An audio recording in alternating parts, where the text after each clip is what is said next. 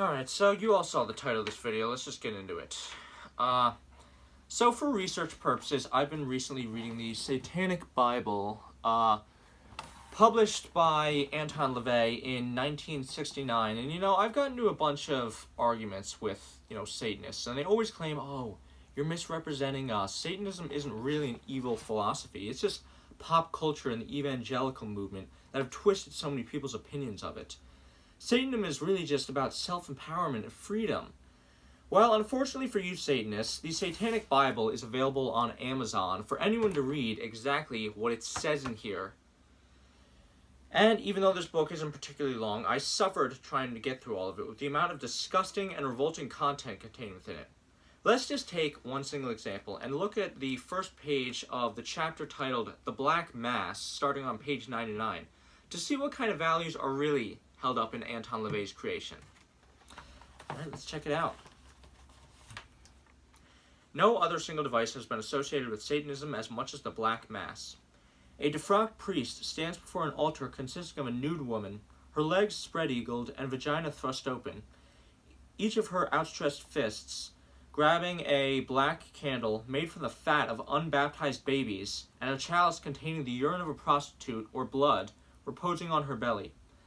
An inverted cross hangs above the altar, and triangular hosts of ergot-laden bread or black-stained turnip are methodically blessed as the priest dutifully slips them in and out of the altar lady's labia. Then, an invocation to Satan and various demons is followed by an array of prayers and psalms chanted backwards or interspersed with obscenities, all performed within the confines of a protective pentagram drawn on the floor.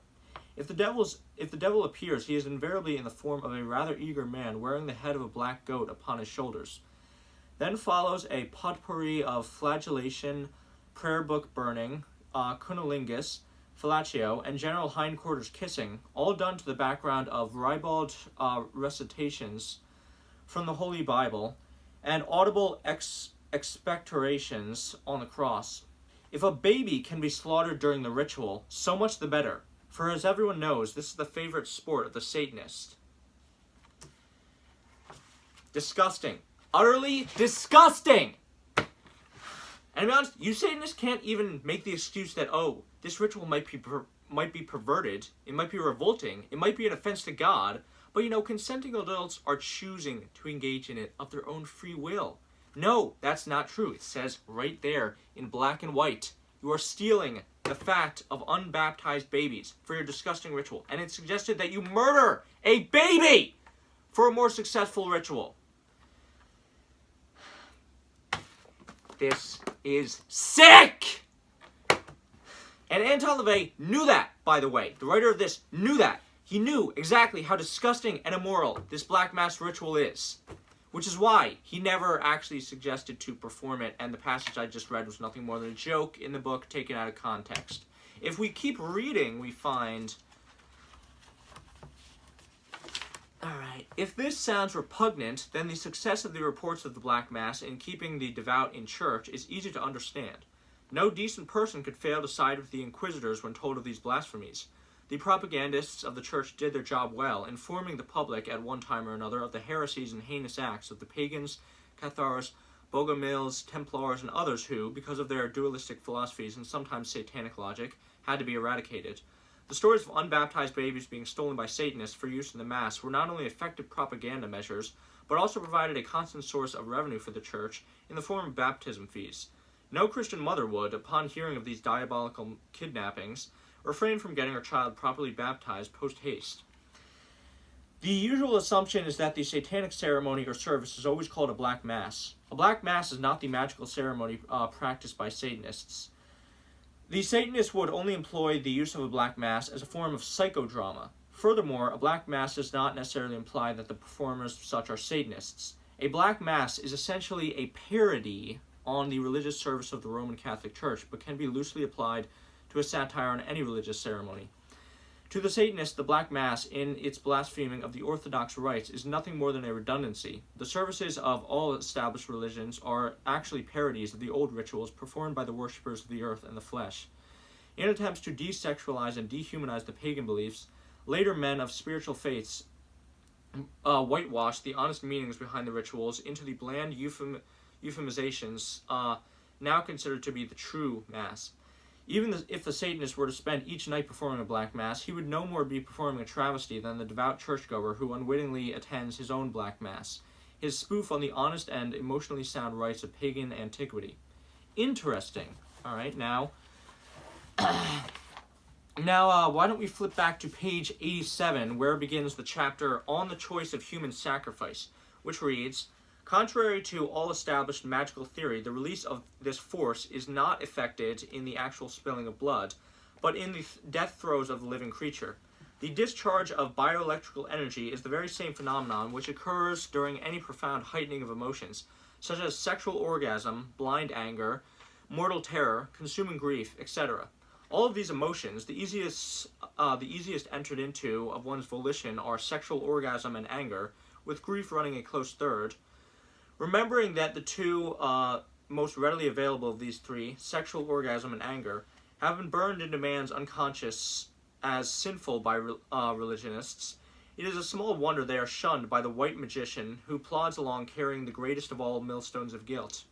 The inhibitive and asinine absurdity in the need to kill an innocent living creature at the high point of the ritual, as practiced by erstwhile wizards, is obviously the lesser of the evils when a discharge of energy is called for.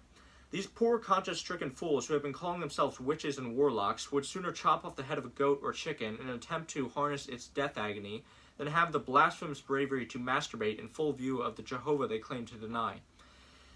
The way these mystical cowards can ritualistically release themselves through the agony of another's death, rather than indulgent force which produces life. The treaders of the path of white light are truly the cold and the dead. No wonder these tittering postulates of mystic wisdom must stand within protective circles and bind the evil forces in order to keep themselves safe from attack. One good orgasm would probably kill them. The use of human sacrifice in a satanic ritual does not imply that the sacrifice is slaughtered to appease the gods. Symbolically, the victim is destroyed through the working of a hex or curse, which in turn leads to the physical, mental, or emotional destruction of the sacrifice in ways and means not attributable to the magician.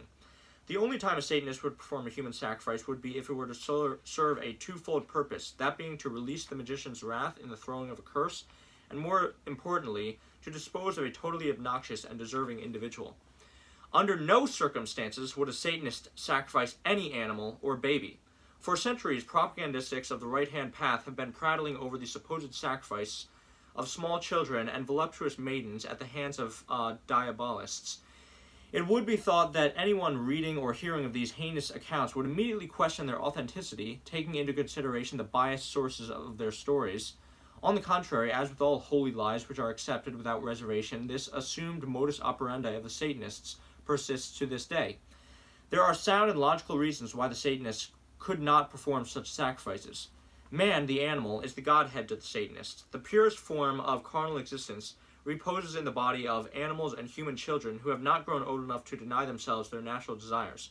They can perceive things that the average human adult can never hope to. Therefore, the Satanist holds these beings in sacred regard, knowing he can learn much from these natural magicians of the world. The Satanist is aware of the universal custom of the treader of the path of Agarthai, the killing of the god, inasmuch as gods are always created in man's own image, and the average man hates what he sees in himself. The inevitable must occur, the sacrifice of the god who represents himself.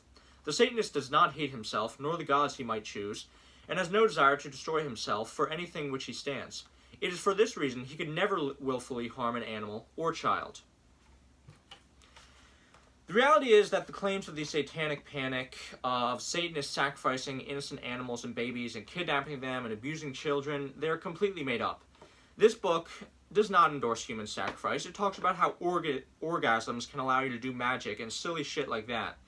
While I certainly don't agree with everything in this book and find much of it to be ridiculous, the reality is that it's half a self-actualizing philosophy and half parody, with the ninth satanic statement literally being, Satan has been the best friend the church has ever had, and he has kept it in business all these years. You heard it right there yourself. It makes explicitly clear that human sacrifice of babies or animals is not allowed under the philosophy of Satanism. But if you want actual examples of baby killing and human sacrifice, you need look no further than the Holy Bible. Like, for example, in Psalms 137, where it is suggested that dashing infant Babylonians against rocks could potentially be a source of great enjoyment. Or in Judges 11, where God had Jephthah offer up his virgin daughter to him as a burnt offering. Or in Numbers 31, where Moses commands the Israelites to kill all the inhabitants of Midian, but to keep the young virgins alive for themselves, 32 of which ended up being sacrificed to God. You can look all these up if you want. They are by no means unique instances. And don't even get me started on animal sacrifices. People have told all these stories about, Satanists horribly sacrificing these innocent animals, but it's not an exaggeration to say there are about 100 pages total across the Bible describing how to correctly perform an animal sacrifice to the Lord, so you can get a whiff of the sweet aroma of burning animal flesh. The reality that Christians don't want to admit to is that you will find a lot more sick, disgusting, immoral shit in this Bible than you will in this one. Bye.